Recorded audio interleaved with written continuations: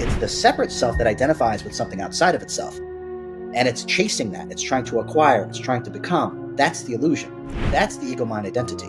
And to manifest powerfully, you can't have an ego-mind identity because that's the collapsing of consciousness and the constriction of energy. And so I want humanity to start working, from my perspective, properly and optimally by going within and discovering the treasure within instead of constantly reaching for a distraction as a substitute gratification because we're in such misery and suffering. The destination is already within you. Whatever you desire is given. They come from the same place. They come from the mighty I am. So once you tangibly know that and can feel that, you can be at peace the whole time that you're creating based upon your desire and intention for walking or whatever it is. It doesn't matter. But that's the key. And it will allow humanity to create whatever reality they desire for themselves, and there will be no sort of concept of a limiting belief anymore. But it's holding those two things at the same time, which our fragmented mind, our subconscious pattern egoic mind, or the ego-mind identity cannot do that. But the real you can do it effortlessly. Without me going on and on, I can tell you that we don't manifest based upon what we want. We manifest based upon who we are. So the more in tuned the idea, the concept, the alignment with who we really are, that is actually how we manifest. It's not based upon what you want. In fact, what you want's got nothing to do with anything. If you're emanating that you want something, the universe will mirror and amplify wanting, not manifestation. So it'll simply mirror and amplify whatever it is that we're emanating. So by wanting, we will just get more wanting. So we actually manifest based upon who we are. And what we really are, this divine intelligence, this sentience, this consciousness, or what's been called the I am is infinite abundance. It's a fractal of God. So when we know ourselves truthfully as that, the outside world will reflect that abundance. And that has nothing to do with wants. It has absolutely nothing to do with wants. And this is why I said there's a profound amount of misinformation in terms about how manifestation really works. I teach a course called Vibrational Engineering, the Metaphysics of Manifestation. Now, these are the enlightened metaphysics of how manifestation actually works. Just like I manifested my health by putting a completely destroyed and permanently paralyzed body back together, manifestation, when you understand it deeply, it all works the same way, whether it's health, wealth, love, friendships, it doesn't really matter. The most important thing to remember is that we don't manifest based upon what we want. We manifest based upon who we are. We cannot manifest what we want until we understand the true enlightened metaphysics of how it actually works.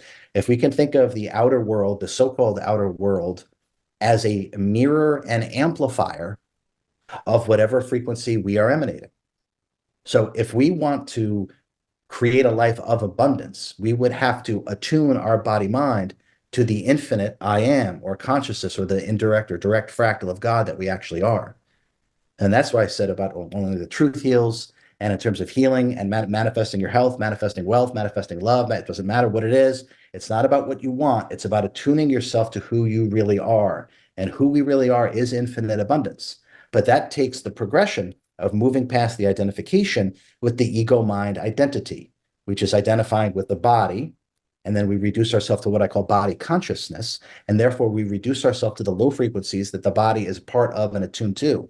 There's no way to manifest properly or powerfully when we're only attuned to the local low frequency environment. Powerful manifestation occurs when there's alignment with the I am, which is the direct fractal of God. Now, this is part of why we're so unsatisfied with our experience here, Tim, right? Because we're leading a life that has nothing to do with who and what we really are, right? And then we misidentify ourselves with this form, this biological garment that's draped over the I am, sentience. So we identify with this, and as soon as we identify with this, we identify with body, what I call body consciousness, five senses. The data stream that comes in is just the puny little intellect. Now we've reduced ourselves to some logic and linearity program, and then we become a consumer rather than a creator. And that's why we feel very unsatisfied. We're a consumer here. We're consuming beliefs, concepts, ideologies, so-called knowledge, substitute gratifications for the immeasurable I am. And so I want humanity to start working, from my perspective, properly and optimally by going within and discovering the treasure within instead of constantly reaching for a distraction as a substitute gratification because we're in such misery and suffering. Need. If you don't have it, you don't need it. If you needed it, you'd already have it. Okay. This is one of the major spells, one of the major black magic spells that is pervasive on this planet, is the idea of needing. So needing makes you reach outside of the fully abundant, whole and complete self and chase after things, and whatever you chase runs away, right? So we must first agree that we're incomplete, that we're lacking when we say we need something. It's not true. It's not true. If you don't have it right now, you don't need it. So where is need then? You would have to create a past and future. You'd have to go into a state of delusion. That's the only way need can actually exist. So need does not exist. Moment to moment, you are whole and complete. And if you don't have it, you don't need it. If you needed it, you'd already have it. So no more nonsense of you're very spiritual, you're supposed to be broke and have it. This is complete and utter brainwashing. The I am is infinite abundance like God. So when we align ourselves with that, we realize that it's within us. And then the more that we tangibly recognize and can experientially get in contact with that, the more the outer world will reflect that. So there's no identification to anything because you're simply bringing out more of you. And that's how you do it. It's the separate self that identifies with something outside of itself. And it's chasing that. It's trying to acquire. It's trying to become. That's the illusion. That's the ego mind identity. And to manifest powerfully, you can't have an ego mind identity because that's the collapsing of consciousness and the constriction of energy, or alignment with the true self. Or the mind I am is the exact opposite.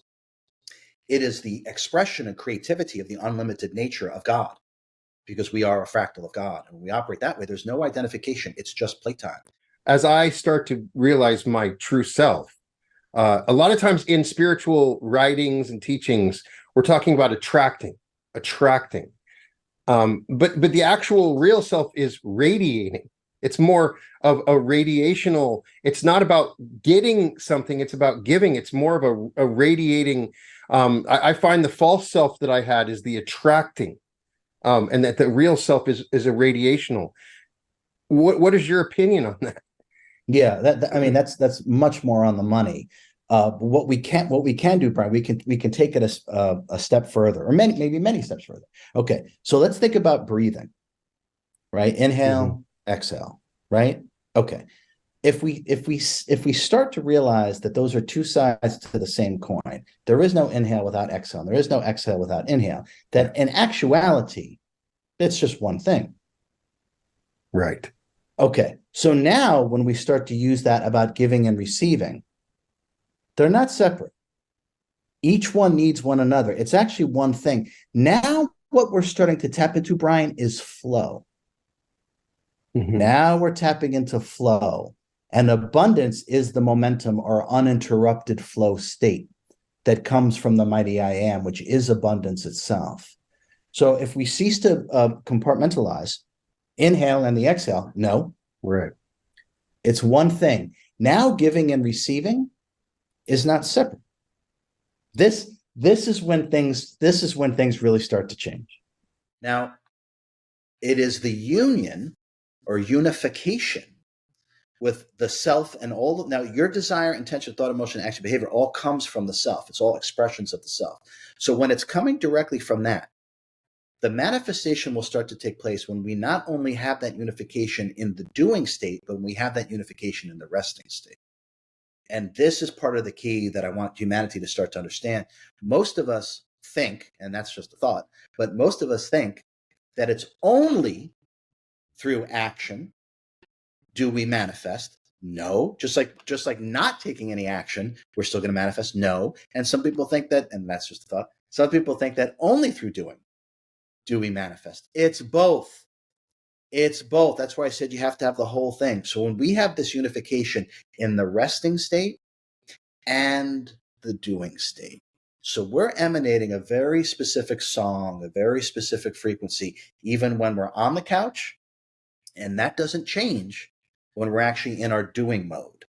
So those two things, understanding that in the resting state and the doing state. Now, what I've been teaching recently is I kind of remove both of those and don't even see them as separate. Don't even see resting and doing as two different things. Just see them as aspects of the self, of the I am. And we maintain this frequency or unification with our desire, intention, thought, emotion, action, behavior with the self, even in the resting state and doing state. And now see resting state and doing state as just one thing. Just like breathing, we talk about inhaling and exhaling. Don't see them as separate. See them as one thing. One needs the other and creates the other. So start to understand resting and doing is just one state of being. And if we never change our frequency, the only thing that the outer world can do is mirror and amplify that. And that's how you supercharge. That's how you supercharge manifestation and healing. I have 2 questions off of that. Mm-hmm. So the middle part is identification. And so talk about how, because so much of what you also teach is how to unidentify, right? Yeah. So much of Change Your Mind is how you get rid of these identifications and you get rid of so talk about the difference of when you're doing it from the pure form versus the process of actually trying to relieve yourself from identifications. So there's no character. There's no personhood. When you are aligned with who and what you really are, there's no character that's performing the actions. There's no identification. There's oneness that flows right through you. So that's really that's the difference. And we all know what this is like. So it's the starting point. Yeah, we all know what this is like when we're in the zone, in the flow state, whatever word we want to call it, right? We all know what that's like. Anytime we're being creative, any creative act, we all know what it's like when we're cooking, dancing, playing an instrument, painting, and you feel it. Making love. When we are so utterly engrossed, engulfed in what we're doing, we lose the false self. So there is no identification. There's no character. There's oneness. And so that's how you know you're working properly with yourself. There is total oneness all the time. The identification towel comes in because it's not born of you. So there's the character identifying with a concept, a belief, a role, an ideology, something like that. And so that's the identification. When we're working with the self directly, there is no identification. It is a perpetual flow state. And therefore, there's no character who's identifying with anything. It's pure, unadulterated, high frequency manifestation creativity. It's almost like, bad analogy, but it's almost like that's the part where you're taking the energy in and it's just assimilating into your machinery. Yep. And that's the identification more than you actually putting any Honda, Toyota, or anything on it. It's just like your machine, right? And so, and because it starts from this pure place, it's like you almost don't even have to do that part of the process. You got it. And one way to know you're working, from my perspective, working optimally is that you're already at peace. High octane. That you're already at peace. Okay, so if we're not at peace until we get the result, then we're not operating optimally. Okay, and that's most likely, that desire most likely is born of the pattern subconscious egoic mind and not really from you, because the real you is perpetually at peace. The real you is whole and complete. It's immortal. It's a fractal of God. Lacks nothing, doesn't want anything, just enjoys experiences because it's immortal. So we need to be at peace first. And I'll get the analogy that what's not an analogy, how I explain this is that when I first woke up from emergency surgery, I think it was the next day, that's when the neurosurgeon, I had already told everyone I'd heal myself in 100 days, all this kind of stuff. But then the next day, the neurosurgeon comes in and says, "Hey, just so you know, you're never going to get better. I've been doing these operations for 25 years. Your spine is so damaged. You can't get better. It's absolutely impossible."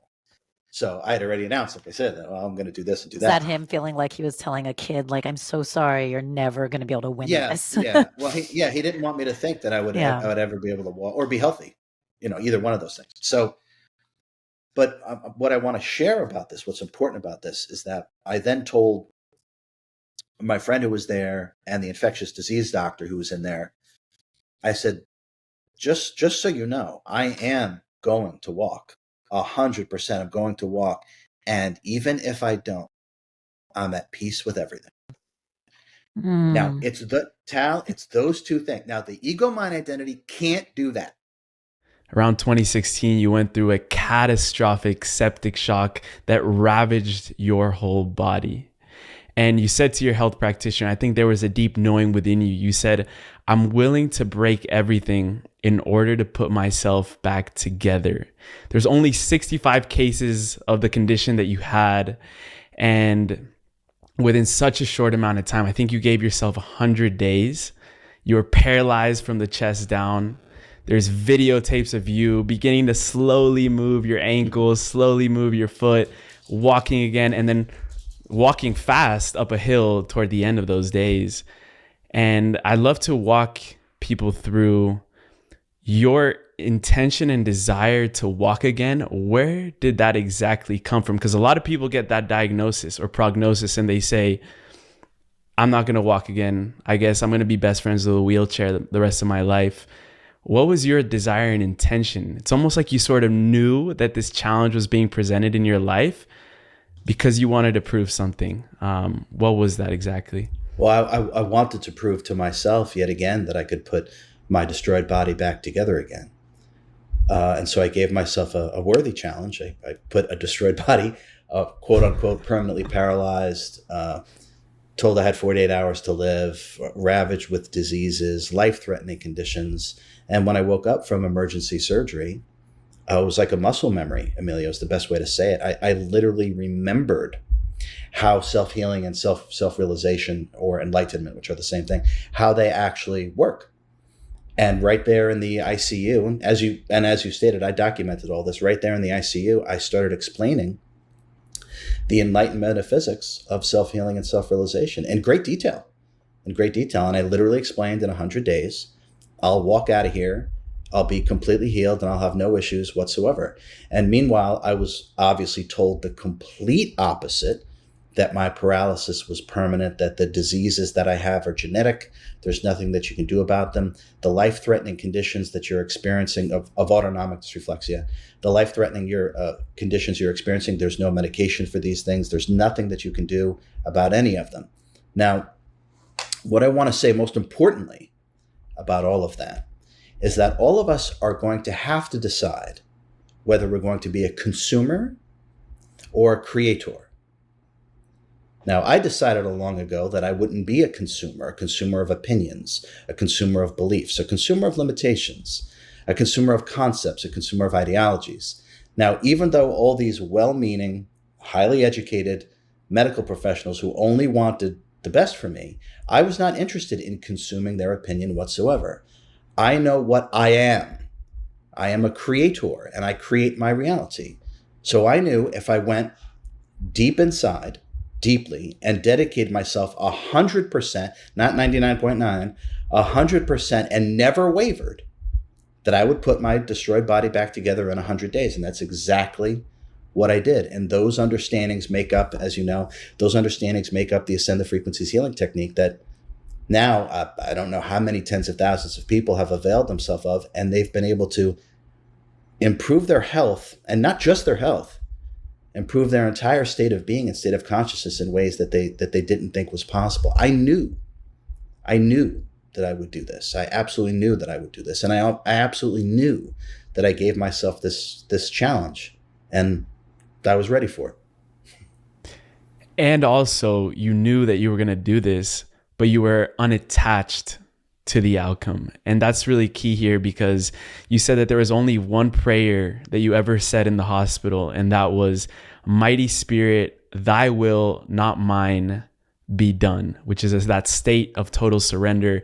If you want to speak into what exactly that does when we're going through a process of radical transformation that is going to require that spirit, whatever that is, if you want to get into it, to use that will to heal the body and to change our life completely. Oh, another great question. I would love to go into that a little bit. So let me give some context to that in very human terms. When I was in the ICU, I think it was day 2 after having the surgery, the neurosurgeon came in, the infectious disease doctor was there, the neurosurgeon came in, my partner was there, and the neurosurgeon, he's a fantastic neurosurgeon, and he wound up explaining that he's done thousands of these surgeries. He's been doing it for 25 years. He's a great surgeon in La Jolla, California, a sought-after neurosurgeon. And he explained to me and to everyone else that there's no way that I could walk again. He's been doing this forever. It's absolutely impossible. And that I need to get used to the fact that I'm going to be paralyzed from the chest down for the rest of my life, and then walked out. And then literally just walked out. Now, how empowering. right. Good luck. Right? So go get him, RJ. So Now, this is really the key statement that goes to your brilliant question. Okay. Now, upon hearing that, the infectious disease doctor was actually quite upset. My partner almost had a breakdown at that news as well, and certainly understandably so. And now, at that moment, I turned to both of them and I said, just so you know, I'm absolutely going to walk again. And even if I don't, I'm at peace with everything. That's the key part. You got it. Last part. This is it. So now the juxtaposition seems for the ego-mind identity, right, which operates with a logic and linearity program, which are subsets of space and time, cannot hold two truths simultaneously. It just cannot do that. Now, the I am, the sentience, the soul, excuse me, whatever word you want to use, absolutely can. In fact, the I am is so infinitely abundant and infinitely spacious that it has room for everything, including holding the idea that I will absolutely walk again, and even if I don't, I'm at peace with everything. So it's those two things, my friend, are the absolute key. Now, how do we do that? What does that mean? It's one thing to say it, and it's another thing to embody it, and then quote unquote do the impossible. So everything starts with desire and intention, which are the two highest frequency of creation itself. And the order of creation, as I experience it directly, is desire, intention, thought, emotion, action, and then behavior. And that's the order frequentially. So we are most powerful at the higher frequencies of desire and intention. So my desire and intention was to obviously unparalyze myself and walk. Now, the key to this first part is this unification between desire and intention and the self, what we really are, the I am, the sentience, the soul, whatever spirit, whatever word you want to use. The unification of the desire and intention and self, so it's one thing and it has been harmonized into the resting state. Now, this is essential. The resting state means this is now the frequency that we emanate 24/7. 24/7. So there's unification of desire, intention, and self in the resting state. Now, once you have done that, you are emitting the frequency of the victory. You are emitting the frequency of the desire fulfilled 24/7. And so now your outer reality, which includes your physical body, is eventually going to have to match up to the frequency that you're emanating. That's number one. Number two is being at peace with everything means that there's no longer any resistance and you are in a joyous state of the actual act of creation and you're not in a rush to get to the end point. Those two things, my friend, at the same time is the superhuman. That's the superhuman, and it will allow humanity to create whatever reality they desire for themselves, and there will be no sort of concept of a limiting belief anymore. But it's holding those two things at the same time, which our fragmented mind, our subconscious patterned egoic mind, or the ego-mind identity cannot do that. But the real you can do it effortlessly. And that's how you're at peace, by being present every single moment while being in the act of creativity with no identification to an end result. With no identification to an end result, this allows you to create at the highest levels perpetually while simultaneously being at peace. While simultaneously being at peace. Now, only the true self can do that. The conditioned pattern subconscious mind cannot hold two seemingly contradictory understandings at the same time. Right. Everything is result oriented for the slave mentality, for the conditioned mind, right? And then we achieve that one thing and then we do it and we're like, okay, what next? Right? I'm not talking about that. I'm talking about the opposite. I'm talking about being present, enjoying the entire process with complete and utter faith that your desire, intention will manifest itself because you never deviate. If you keep following the instructions, the directions from the GPS to get to the store, you're going to get there. You're going to get there, right? Because the destination, and then I'll shut up. No, keep talking. It's just, me, I have a million questions. Because the destination is already within you. Whatever you desire is given. They come from the same place. They come from the mighty I am. And this is alchemy. We are bringing out what's already in. We're bringing out into the outer world what's already in. So once you tangibly know that and can feel that, you can be at peace the whole time that you're creating based upon your desire and intention for walking or for whatever it is. It doesn't matter. But that's the key, to be at peace while still having desire and intention for a specific end result through non-identification to the end result. So I say in the book that doubt is death. Okay, now doubt is the death of your desire and intention. Okay, so from my direct experience, the tree of life is exactly what we're talking about. Okay, so let's think of the main trunk of the tree. So let's think of the main trunk as our set out life plan before we reincarnate.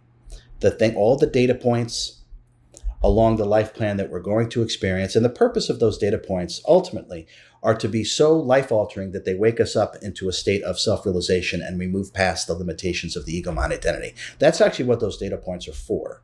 Okay, so if we go back to your question, the main trunk would be being completely and utterly on your life plan. No questions, no wavering. Intuitively, you know what to do moment to moment, day to day. You know what to say, what not to say, who to do it with, when to do it, and so on and so forth. Intuitively guided. Okay, now we're on that life plan, the main trunk, solid, all that energy in that trunk, right? Now, as soon as the ego-mind identity or the programmed subconscious egoic mind takes over instead of the I am, or who and what we really are, is leading the incarnation, the ego-mind identity will doubt. They're like, well, but what about this?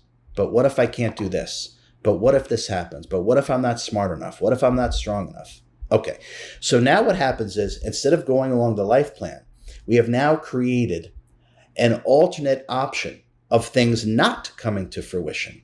So now the energy that ultimately is best served to actually complete the trunk and go along your life plan, it now goes in this direction. But what if this happens? So now that energy branches off, and we now have created a parallel condition. So whenever there's energy behind anything, that means that there's evolution possible. And so because it's all God, source, creator, and God, source, creator is obsessed with its own evolution, as I am, then that actually comes to fruition. And then a parallel reality is created. Now that energy is now going towards a branch of the tree instead of maintaining the strength of the trunk.